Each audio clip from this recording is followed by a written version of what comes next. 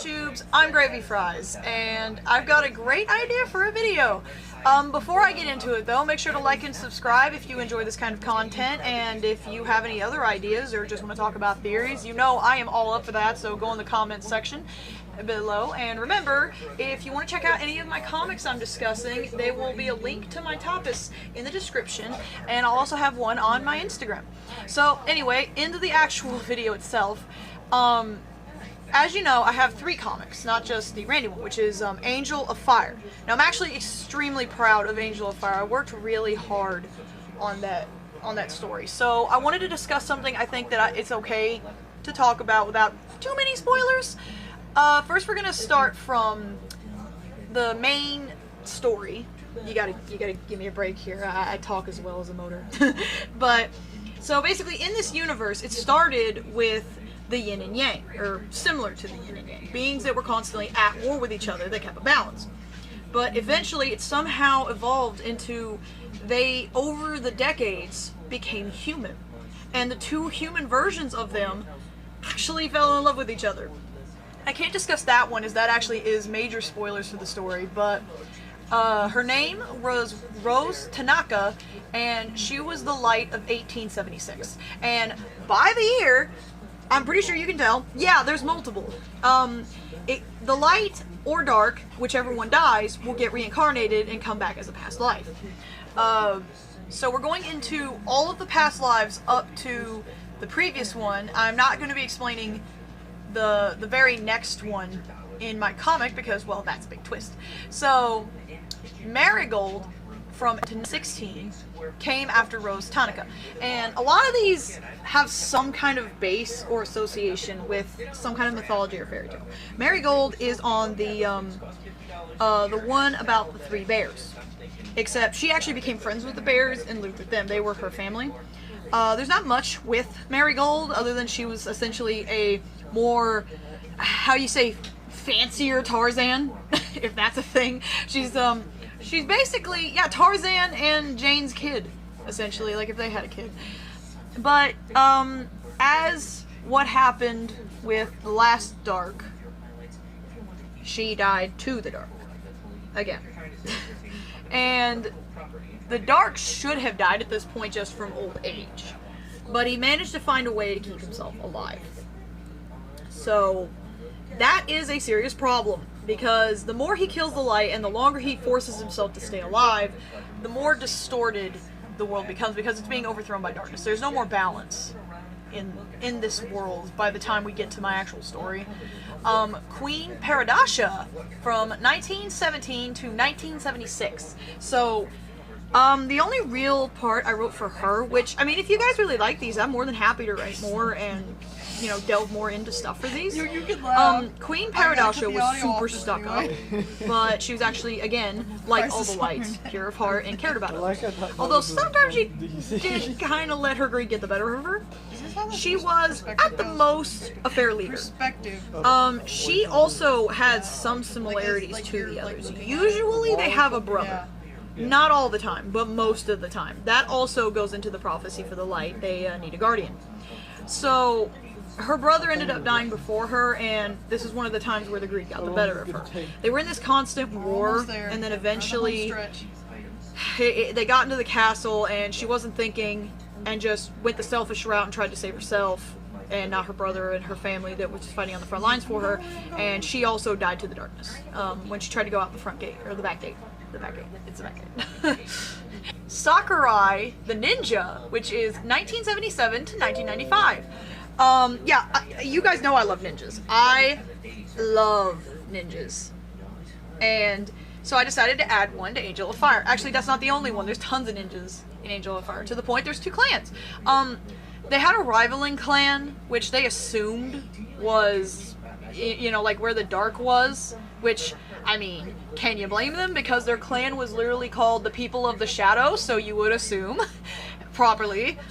But she was actually wrong. After years of waging war with this other clan, they had actually found out her brother ended up being the Dark and tried to fight it off because, again, like I said, most of them have brothers and that's supposed to be like the guardian. He ended up getting controlled, and he ended up killing Sakurai. So yeah, again, died to the dark. So that's another one off. Another one bites the dust. That was terrible. I'm sorry. The Flair, who was actually a wrestler from 1996 to 2017, and finally, I wanted to make separate stories for all of these. He is in one of my other stories that I have planned. Now, this is way far up in the future, so I'm just going to spoil some of it now because I'm too excited not to tell you. I love this. Okay, I love all of these, even if they don't show up. So, the Flair. Actually, his real name is Harrison, and he actually plays a great role in a story I have in the future called The Mythics. I actually don't mind to, go in depth with that as well. I can't say the comic's coming out anytime soon, it's going to be years up in the future, but I'm more than happy to tell you guys stuff about it and make videos if you want. But right now, we're on Angel of Fire. So, yeah, he was the light, and they actually found that out, and we're going to use him in a war, and to not spoil everything about my comic, they ended up, the friends parted, and they were in two separate sides, and there's a witch in that story that was friends with him, but she ended up killing him, and that's what stopped the war, because she didn't want to kill any more of her friends. But, yeah, I'm excited, because I finally get to talk about these guys. I worked so hard on this. Dr. Stefan, from 2018 to 2065. Yeah, he's not a doctor, like, oh, let me treat your wound. He's not a scientist. No, he is a Frankenstein. Obviously this is going into Frankenstein. But she was created, or he, ignore me, I'm terrible at talking. He was created by Stacy, and Stacy mainly just made him because she wanted a friend. He was so nice, and people treated him like actual garbage. I mean, racism to the max, and he was just still nice to the very end. What actually killed him was, despite how they treated him, he actually sacrificed himself. He let himself die to save them, and after he did that, they respected him, and I'm tempted to add this in the comic as well, but like, if you ask them now, that town, their main regret is that they can never take back the pain they caused him when he was alive. That got really sad. So let's go to the next one to calm everybody down. Oh god, Summer Dark is right hand. From 2066 to 2144. Okay, we're getting into the sad parts of this. I mean, not that this was freaking Sunshine and Rainbows. Summer was a normal girl, but everybody kind of just outcasted her. Parents didn't even really care about her, and the Dark actually managed to trick her, so she became his right hand. Now, don't think for a second, oh, well, wait, that means the Dark has a heart. Not at all.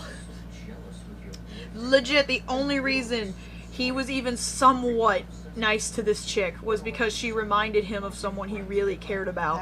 That's it. And even then, it was not great.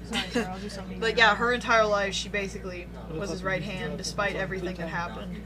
And surprisingly, she didn't die to him. She was doing some kind of thing for him, and some kind of task, and then they killed him, and they killed her, and he actually got mad. Like, super crazy mad. But again, only because it reminded him of someone he cared about.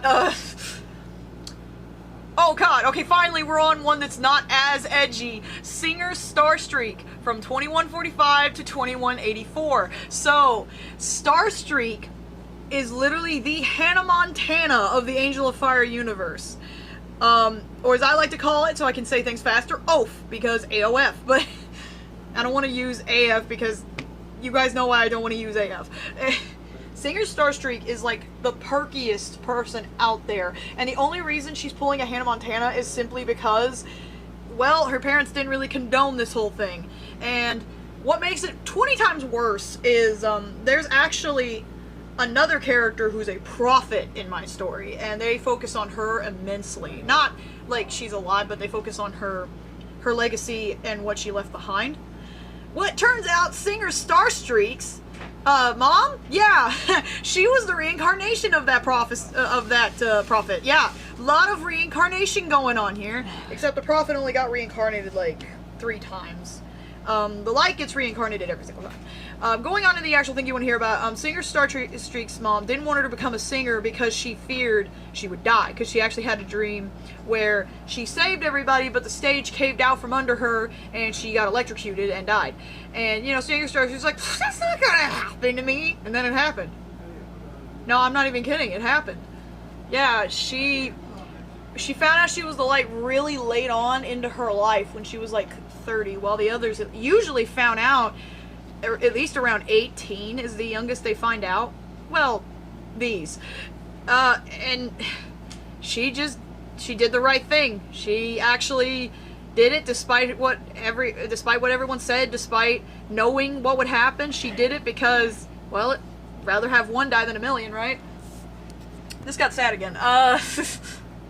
Zon the Immortal from 2185 to 2300. So, yeah, I mean, this one's cool. Eventually, we'll get to the funnier ones. Don't worry. There's at least two that I think are somewhat funny. Zon the Immortal lived for hundreds of years. He managed to find out what kept the Dark immortal and used it. The problem was, eventually, the Dark caught up with him and his constant wars, going around the world trying to fix everything he did. He had, like, less friends than all the lights. Eventually, he found out he had a sister, and then the sister helped him, and that's actually his guardian, so yay! But sadly, it did not work because, again, he decided, you know what, I've stopped most of your stuff, and I'm immortal like you. I think I can take you. And then the Dark chopped off his head. Like, straight up just chopped off his head. Full blown.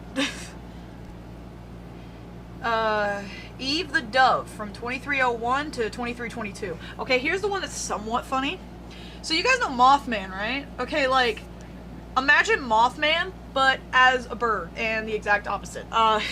No, what I mean is, instead of popping up before a disaster happens, the dove would pop up before a miracle happens. And mainly the bird's downfall was people started finding that out and started searching for the bird, trying to force it to go certain places so they can get miracles. But that's not how it worked. The bird was actually smarter than a normal bird. It didn't have a pea brain. The Dark eventually convinced them all, like, hey, if you catch the bird for me, I'll make it give you any miracle you want. And then he threw it in a river and it drowned. What's wrong? Yeah, there's animal cruelty in this What's too. wrong? By the Dark standard. I want you to hate the Dark. I'm hoping that's clear by this point. Onyx, from 2323 to 2350. So, Onyx didn't have much. He was more of the monk. He stayed up in the mountains, and the only real, like time he would get out from the mountain or get out from training or, I mean, praying is genuinely just to hang out with his friend, who his friend's actually the person who causes this problems. His friend tried to help him defeat the darkness, but he said that there's just, you can't do that because it'll just come back. Like how the light will get reincarnated, it'll get reincarnated. So she invented a machine that was supposed to, like, brainwash everyone so that they wouldn't be convinced by it. But the thing is, that's, you know, she's still controlling everybody, and he disagreed with it. And eventually it got to a point where, like, he ended up having to stop her. And that's when it goes into, like, his biggest mistake ever. He ended up stabbing her. He was afraid he killed her, but it turned out that he just injured her badly. He did not know that. He carried her and the machine she made that brainwashes people to an island and basically stayed there until he died of old age. Hardly any of these survived the Dark. Like, that had nothing to do with him.